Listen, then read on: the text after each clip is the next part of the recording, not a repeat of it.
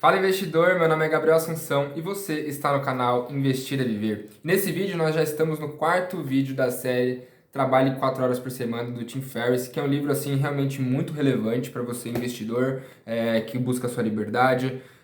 Não é um livro de autoajuda, um livro bobinho, é um livro sim que tem um passo a passo de coisas que são muito importantes você fazer para ter uma vida de mais liberdade, mais qualidade de vida e mais abundância.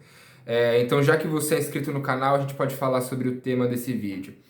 O Desviando dos Tiros é o terceiro capítulo do livro e ele faz parte da parte da definição. Então, qual que é a questão que ele quer definir nesse capítulo? Ele quer definir os medos. Porque uma vez que a gente tem definido quais são os nossos medos, a gente sabe o que a gente está correndo risco.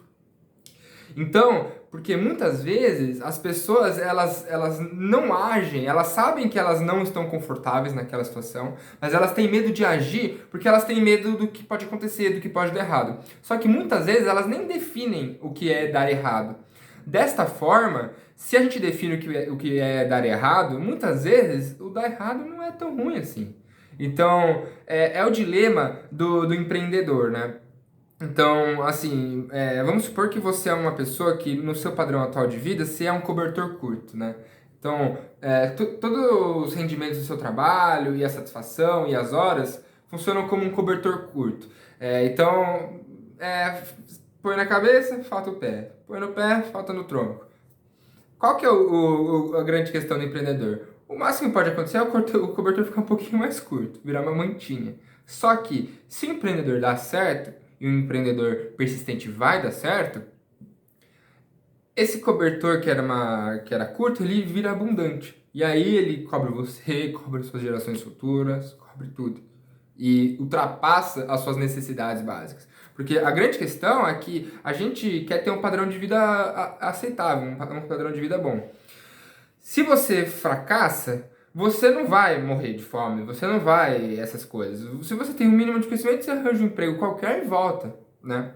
Ou se você tem um conhecimento bom, você arranja qualquer emprego e volta para um padrão bom. Mas, se você é um empreendedor de sucesso, os rendimentos, tudo que vem depois para você, ultrapassa suas necessidades carnais, humanas, qualquer coisa. Então, o quanto pode dar errado e o quanto pode dar certo. O quanto pode dar errado é só um pouquinho, o quanto pode dar certo, muito.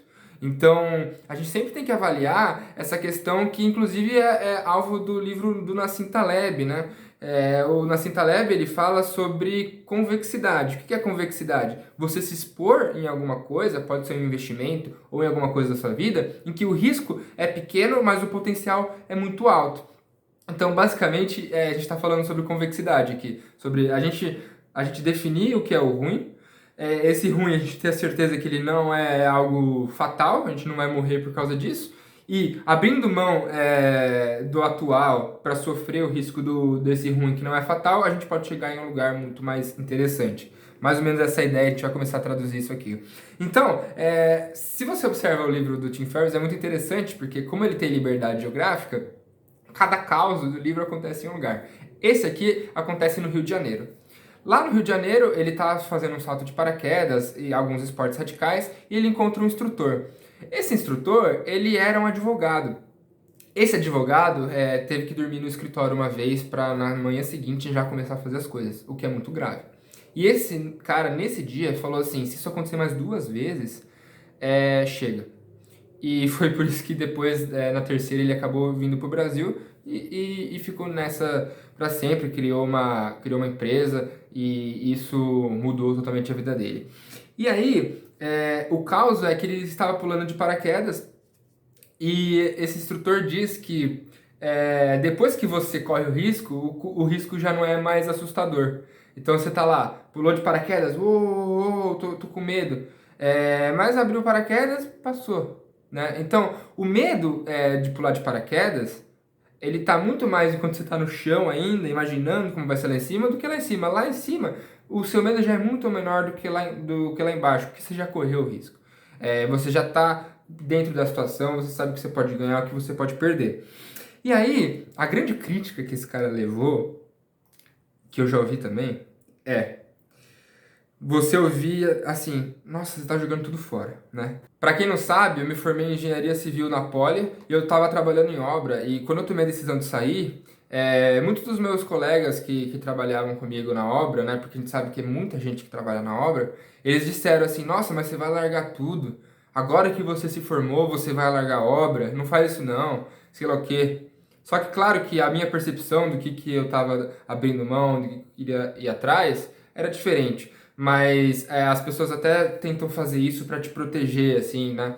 Mas a questão é que você vai ouvir pessoas falando que você está jogando tudo fora. Mas não necessariamente você está jogando tudo fora. E a gente vai comentar sobre isso mais pra frente. Mas a questão é que esse cara, ele não sabia exatamente o que ele queria. Eu também, hoje, não sei exatamente o que eu quero. Eu tenho algumas noções do que eu quero fazer. Mas ele sabia exatamente o que ele não queria, e eu também. Então, eu me identifico muito com essa passagem do livro, porque eu sei exatamente o que eu não quero, né? Então, quando você sabe exatamente o que você não quer, o que você não aceita mais, você sabe olhar alguma situação e falar assim, será que isso faz sentido? Então, você acaba, vamos supor que você está fazendo uma prova do Enem, sabe quando você responde uma questão tirando as outras? É mais ou menos isso. Quando você sabe o que você não quer, você não precisa exatamente saber o que você quer. Mas só de você saber o que você não quer, isso já te facilita, já te corta um monte de coisa que não te faria feliz, que não te traria vontade de fazer aquelas coisas. E aí esse cara conta que ele recebia propostas de emprego na área dele, mesmo depois de já estar trabalhando com esportes radicais. E aí ele pensa, nossa, será que era disso que eu tinha medo? A questão é, se você é bom, se você é qualificado em alguma coisa, e você quer tentar outra, não necessariamente você tem que ver isso como uma desistência, você pode ver isso como uma pausa. Embora muitas vezes você não queira voltar, seja uma pausa de fato que você nunca mais vai voltar, se você quiser voltar, ou se você precisar voltar, você sabendo fazer o que você faz, sendo bom, não interessa se você fez uma pausa para correr atrás do seu sonho e depois quis voltar. Você consegue voltar. Então, aí que é interessante você ter algum conhecimento, alguma coisa do tipo, porque você tendo, por exemplo, um conhecimento ou uma experiência, você tem um poder de, se errar, eu tenho para onde eu correr. Então, quanto mais conhecimento a gente adquire na nossa vida, a gente tem mais liberdade. Primeiro, porque conhecimento não dá para ser roubado.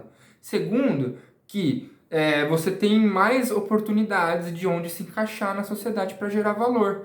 Então, quanto mais conhecimento você tem, mais você pode testar outras coisas. Por quê? Se essas coisas não estiverem dando certo, você pode voltar para quaisquer das outras coisas que você tem habilidade para exercer. E entrando na próxima parte desse capítulo, que fala sobre incerteza, sobre o risco, né? Que é você não saber o que vai acontecer. E isso a gente vai fazer até um paralelo com o investimento em ações, porque é fortemente relevante. Primeiro, a gente vai levantar uma frase aqui que ele coloca como sendo de Benjamin Disraeli, que é ex-primeiro-ministro britânico. Aspas. Ação nem sempre traz felicidade, mas não há felicidade sem ação. Então, qual que é a grande ideia aqui, né? Você abdicar do que você tem hoje, de como está a sua vida hoje, para tentar alguma coisa, não te garante que você vai ser feliz com isso.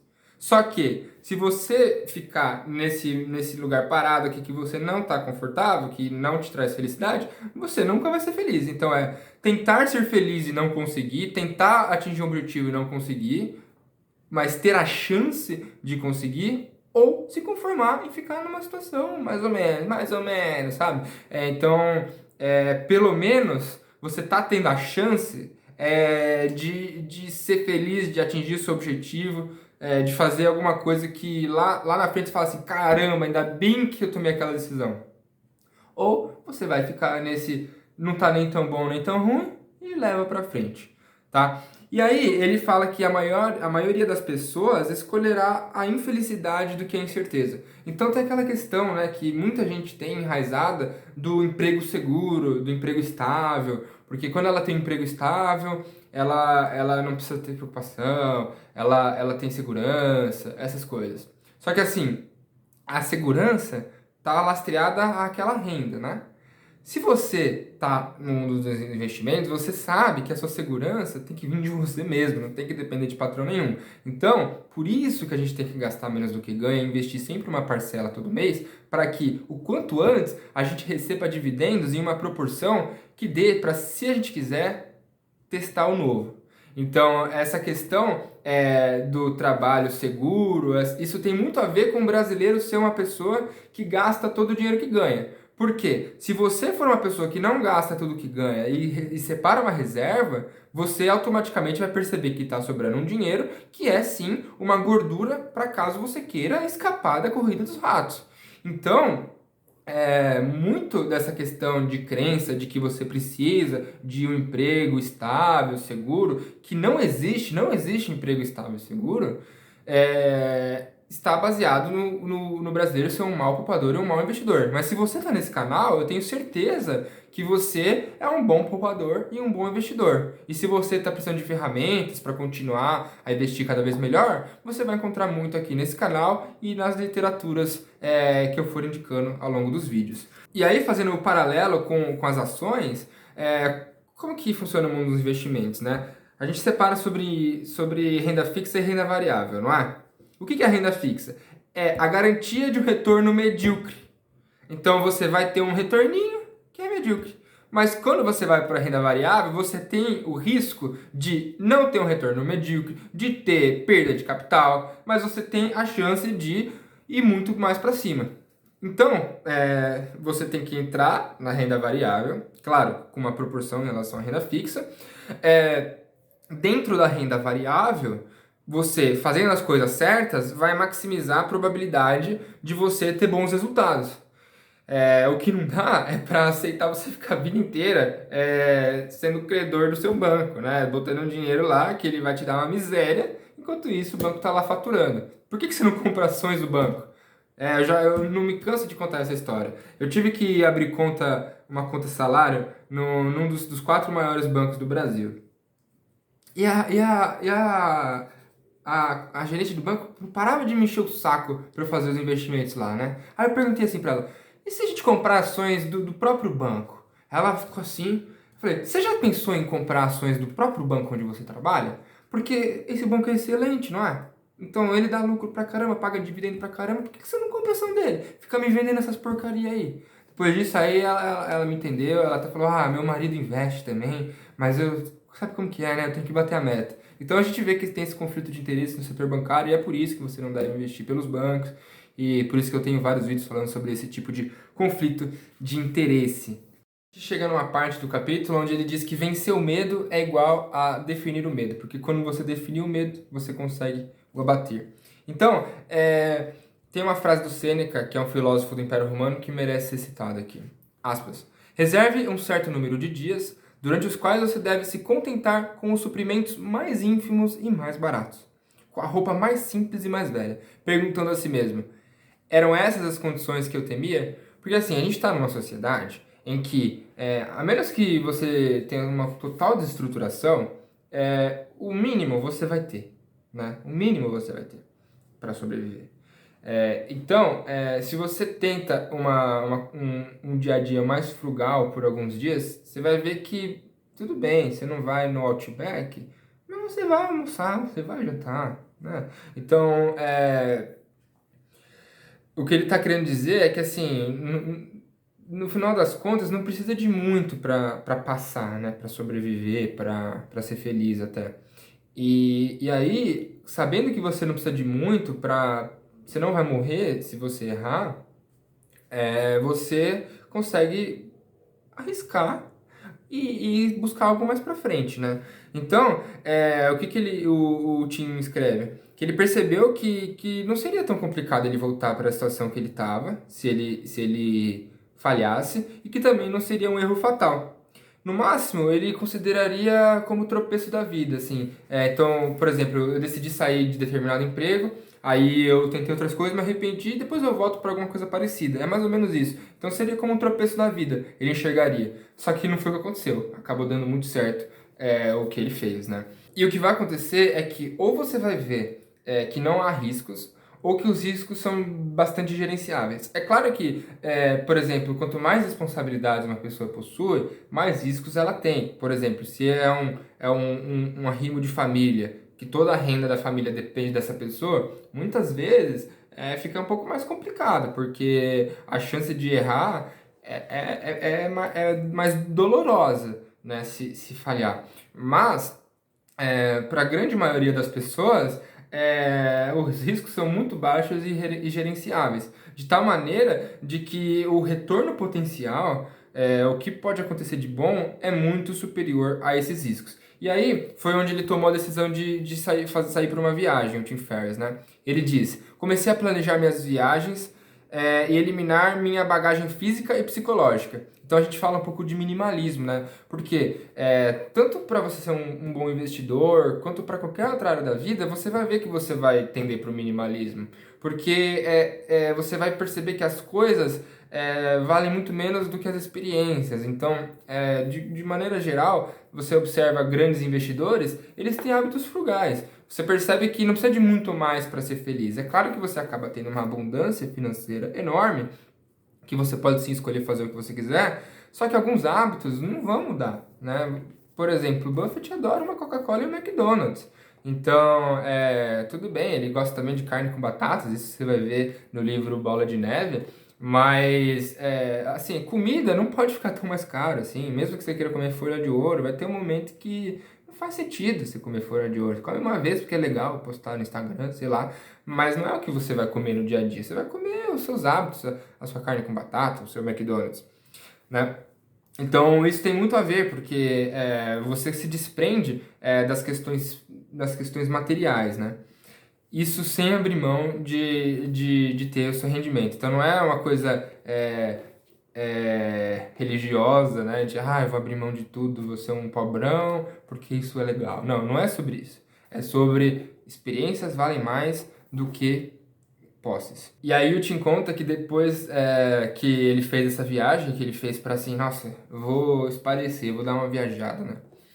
Ele viu que nada de assustador, desastroso aconteceu na vida dele e que, na verdade, a vida dele tem sido um conto de fadas a partir daí. Porque a gente vai ver mais pra frente no livro como que ele estava ganhando dinheiro, mas os negócios deles prosperaram de uma maneira que mesmo com a ausência dele fisicamente, com pouca manutenção de horas por semana, ele conseguiu uma receita recorrente muito alta, de tal maneira que ele tem total liberdade geográfica para viver a vida onde ele quiser. E isso é um excelente conto de fadas, né? Já se aproximando do final do capítulo, tem o tópico revelando medo disfarçado de otimismo. Então ele diz assim: muitos dos que evitam sair de seus empregos alimentam a crença de que terão mais tempo ou ganharão mais no futuro, que pode acontecer.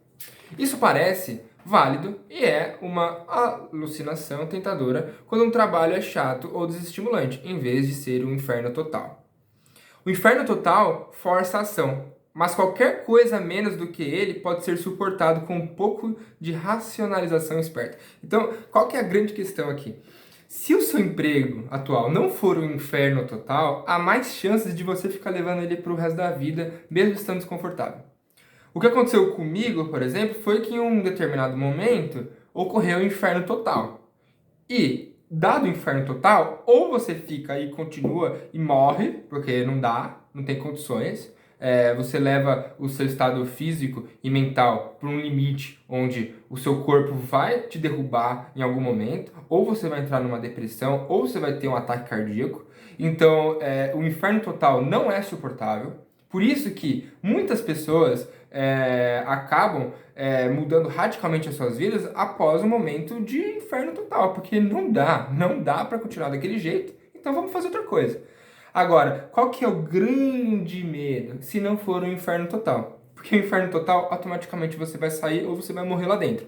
Mas, se for algo gerenciável, se for ruinzinho, aí que é perigoso, porque aí você pode ficar anos e anos e anos e anos e olhar para trás e se arrepender. Então, muitas pessoas se iludem com a sensação de que vou ter mais tempo no futuro ou que vou ter mais dinheiro. Mas a gente tem que ter métricas para isso, né? Será que eu estou realmente ganhando mais dinheiro ao longo dos anos? Ou será que eu estou sendo enganado? Será que eu vou ter mais tempo lá na frente? Ou será que eu vou trabalhar até a morte e quando eu tiver com uma reserva financeira lá na frente, eu nem tenho mais como aproveitar. Então, muitas vezes, eu tinha afirma que as pessoas, com essa frase de que vão ganhar mais lá na frente ou vão ter mais tempo, elas na verdade têm um medo disfarçado de otimismo. Então você fala, vai melhorar. Meu emprego tá ruim agora, mas vai melhorar. Pode ser que melhore, mas pode ser que nunca melhore. Pode ser que seja realmente aquela cenourinha na frente do burro que tá preso aqui atrás. Então quanto mais ele vai pra frente, mais a cenourinha anda. Então você tem que ter o feeling, a percepção de se você está sendo burro correndo atrás da cenoura ou se de fato você está chegando mais perto da cenoura. Isso só você vai poder dizer. E para terminar esse capítulo, antes de chegar naquela parte de perguntas e respostas, ele fala assim: quantos dias ainda faltam para você? Provavelmente é hora de minimizar as perdas. Por quê? Pode ser que você tenha percebido que você estava num caminho ruim novo, ou pode ser que você tenha percebido velho. Só que, independente de qual idade, quanto tempo você demorou para perceber, você precisa agir, né? Então, é uma questão de minimizar perdas. Isso tem um paralelo com investimentos, porque a gente sabe que nos investimentos, quanto mais cedo você começa, melhor. Todo investidor vai te dizer que o maior arrependimento dele é não ter começado antes, mesmo os mais novinhos. Mas o que a gente tem que entender é que uma vez que a gente entendeu que a gente precisa investir em ações, porque isso é o que vai nos trazer uma aposentadoria digna com dividendos no longo prazo, a gente tem que agir. Mesmo que você já tenha atingido uma idade que você se questione, será que eu posso começar agora? Né? O público desse canal, ele tem, na média, mais de 20 anos a mais do que eu, né? Até esses dias um inscrito comentou que eu mal saí das fraldas e estou aqui no YouTube, né? E é verdade, porque próximo da idade do público desse canal, eu sou uma criança, né? Então, a mensagem que tem que ser passada é que sim, há tempo. Mesmo que você demorou muito para encontrar, eu considero também que eu demorei muito para encontrar esse mercado de ações e, dentro do mercado de ações, uma filosofia adequada, que é o investimento em valor. Uma vez identificado isso, não interessa se você tem 10, 15, 20, 30, 40, 50 ou 80 anos. Você sempre vai ter que investir em ações e ainda assim investir no longo prazo. Então o Buffett lá, com o auge da idade, ele ainda investe no longo prazo. Luiz Barsi investe no longo prazo. Não interessa. Ele não vai ficar fazendo conta. Será que eu vou morrer daqui a um ano? Vou investir para daqui a um ano. Não. Você vai investir por longo prazo para o resto da sua vida. Como eu já disse, investimento não tem prazo. Então, você, uma vez que tomou a decisão de que você vai começar a investir, não se questione se está tarde. Não está tarde. Você definiu que você tem que investir, começa agora. Né? Você vai avaliar se as ações estão caras ou baratas, mas a partir de agora você tem que botar na cabeça que sim, você tem que ter uma carteira de ações que te paguem dividendos para que você tenha uma aposentadoria digna no longo prazo. E aí, sempre para terminar o capítulo, ele tem uma parte chamada Perguntas e Ações, onde vai ter uma pergunta ou uma afirmação para a gente refletir sobre as nossas atitudes. Aqui tem 7 nesse capítulo. Número 1, defina seu pesadelo, o que de pior poderia acontecer se você fizesse o que está cogitando fazer. Que dúvidas, medos, condições pipocam em sua mente quando você pensa em grandes mudanças que você precisa fazer. Então, o primeiro passo é saber o que pode dar errado, para assim você conseguir avaliar. 2, que medidas você poderia tomar para consertar os estragos ou deixar as coisas melhores do que eram antes, mesmo temporariamente? Então, assim, beleza, o que pode dar errado? O que eu posso fazer para consertar se der errado? Então, já é um plano para se der errado. 3. Quais são os resultados ou benefícios temporários e permanentes dos cenários mais prováveis? Então, embora você seja um cara meio pessimista, você tem que ser matemático. Né? Tem 70% de eu acertar, 20% de eu errar miseravelmente e 10% de eu errar mais ou menos. Então, o cenário mais provável é você acertar. Então, faça esse cálculo de probabilidade. É claro que talvez não seja tão numérico assim, mas o que tem mais chance de acontecer? Para você dar pesos, porque se uma coisa tem mais chance de acontecer, ela é mais relevante na sua tomada de decisão do que as coisas que têm menos chance de acontecer. Mas claro que a gente não pode ignorar os cisnes negros do Nassim Taleb, né? Número 4. Antes do número 4, tem uma frase aqui muito importante. Alguma pessoa menos inteligente do que você já conseguiu fazer o que você quer fazer com sucesso? E sempre a resposta você vai descobrir que é sim. né? Sempre tem uma pessoa que ela conseguiu atingir sucesso com menos inteligência do que você. Até estava vendo um vídeo do Karnal hoje, né, que ele fala assim, eu não sou o filósofo mais inteligente do mundo, mas eu conheço diversos outros que são mais inteligentes do que eu, mas que não estão na posição que eu estou. Por quê? Porque tem outras habilidades, tem habilidade de se comunicar, habilidade de se expor, né, um monte de coisa. Mas assim, sempre você vai encontrar uma pessoa que você observa que você pode ocupar o espaço que ela está ocupando, sabe? É uma questão de buscar o seu espaço, né? Não é desmerecendo a pessoa, mas você também tem que se reconhecer como valor. Então, se você observa que uma pessoa com menos recursos que você conseguiu chegar em determinada situação, é porque você também é capaz. Fazendo um paralelo, quando eu treinava natação, a gente era uma equipe de adolescentes, né? E a gente treinava piscina e maratona aquática com o técnico Chicão. Grande abraço pro Chicão. O que aconteceu, né? A gente nadava maratona aquática e as medidas eram de 2 e 4 quilômetros, sendo curto, médio e longa. E o pai de dois amigos que nadavam também nadava, o Kleber. E existe uma prova no Guarujá que se chama 14 bis, são 24 quilômetros de natação. E o Kleber, ele era um bom nadador, ainda é um bom nadador, mas com certeza a gente lá na equipe, numa natação competitiva, com técnico todo santo dia, a gente tinha uma preparação muito superior à dele, né? E aí ele treinava sozinho lá, daqui a pouco ele nadei a 14 bis, 24 quilômetros. Para quem não conhece, o Guarujá é uma ilha e o que separa ela do continente é o canal de Bertioga. E esse canal de Bertioga tem essa extensão de 24 quilômetros que faz a prova 14 bis, que é muito, muito divertida, né? E aí ele fez essa prova. Na hora que o Kleber ele fez essa prova, eu automaticamente pensei assim, eu sou capaz também. Se ele conseguiu, eu tenho um treinamento do caramba. Por que eu não posso fazer? Aí eu fui até meu técnico Chico e falei, Chico, quero nadar 14 bis. Posso nadar? Aí ele falou, com certeza. Paramos todo mundo na água. Alguém mais quer ir? Ninguém quis. E fui só eu, né? Dentre os meus colegas da mesma idade. Me treinei, me dediquei. Claro que não foi uma preparação trivial, né? De fato, eu tive que me preparar para aquela prova. Mas o que aconteceu foi que eu consegui chegar, né? E eu não cheguei entre os últimos, não. Eu cheguei em terceiro lugar da categoria. Na época eu lembro que tinham 21 atletas, então eu estava concorrendo com 7 atletas para chegar no pódio, né? Se for ver. E com isso, com 5 horas e 44 minutos de prova, eu consegui esse troféu aqui, né? E isso foi muito relevante. Era meu aniversário de 14 ou 15 anos, se eu não me engano. 15 anos. E então foi uma grande realização, assim, porque partiu de um momento em que eu vi que eu podia fazer, porque o Kleber fez.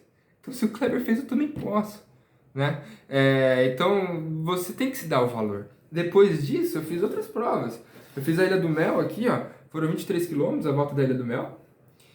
E fiz também a Ilha do Arvoredo, 25 quilômetros em alto mar, né? Então, se eu não tivesse acreditado que eu posso fazer uma prova dessa, eu nunca teria feito. Eu teria achado que é de outro mundo. Porque quando você fala nadar 24 quilômetros, de fato, é muito, muito quilômetro, né? Mas você vê que é possível. Então, acho que essa frase, eu fiz um asterisco enorme aqui. Porque quando você percebe que outras pessoas conseguiram chegar lá, você também consegue. Isso serve para vestibular também. Meu, se um monte de gente passou, eu só preciso de uma vaga para passar no vestibular. Eu posso. Foi por isso que eu passei no vestibular 2 vezes. No vestibular da Poli para engenharia civil e depois que eu terminei a Poli, é o vestibular da FE para contabilidade. Então, isso não é para falar que eu sou bonzão, mas é que da mesma forma que eu enxerguei no Kleber, que se ele podia, eu também podia, você pode enxergar em mim que se eu posso, você também pode. Porque com certeza eu não sou a pessoa mais inteligente aqui. Com certeza não. Então, essa frase, assim, eu acho que é a mais importante do livro. se o outro pode, eu também posso. E se eu vejo que eu tenho uma preparação ainda superior ao outro que realizou, aí eu não tenho desculpa para não agir, para não realizar aquele sonho, aquela meta ou qualquer coisa do tipo. Continuando aqui, depois dessa grande reflexão que eu nem esperava. Número 4. Se você fosse demitido do seu emprego hoje, o que faria para manter as coisas financeiramente sob controle? Então já começa a se preparar. Por isso que tem a questão da reserva de emergência. Né? Não adianta você viver na régua, porque qualquer distúrbiozinho faz com que você tenha grandes problemas financeiros. Por isso que você tem que ter um comportamento antifrágil. O que é um comportamento antifrágil? Tem uma gordurinha financeira. Né? Sempre tá guardando um pouquinho, porque não é todo mês que as contas vão bater. Vai ter mês que você vai gastar mais. E se você faz as contas não baterem e não tem nenhuma reserva, você entra em dívida. Entrou em dívida, aí complica. Número 5.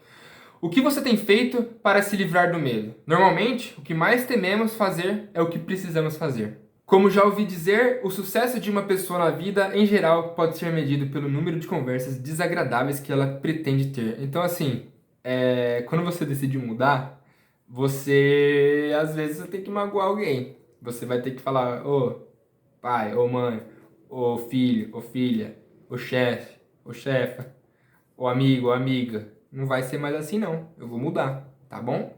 E você não vai me impedir de mudar. Então as conversas vão ser desagradáveis. Só que assim, ou você se conforma com, né? Ou você busca algo melhor. Então todo esse livro é sobre isso. Número 6. O que lhe custa financeiramente, emocionalmente, fisicamente adiar suas ações? Então isso volta no contexto de custo de oportunidade. Eu volto a repetir, introdução à economia, todo mundo tem que saber, não importa se você é médico, se você é advogado, se você é engenheiro, qualquer coisa, não importa, ou qualquer profissão, ou se você nem tem faculdade, não importa. Se você está no ensino médio, você tem que saber introdução à economia. Por quê? Porque esses conceitos fundamentais, eles vão fazer diferença no seu entendimento do mundo e, por consequência, na sua vida. Frase aqui. Se você não buscar as coisas que o estimulam, como estará daqui 1 ano, 5 ou 10 anos? Então a gente tem que ter tesão no que a gente vai fazer.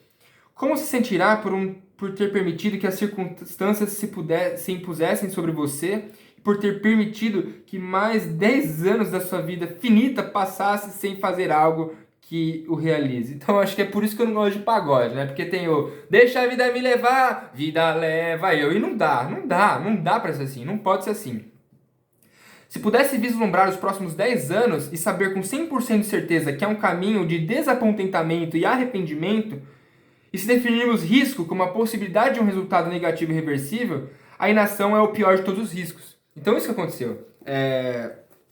Uma das coisas que fez eu decidir sair de obra é que eu observei quais outras posições eu poderia estar ocupando daqui 5, 10 ou 20 anos.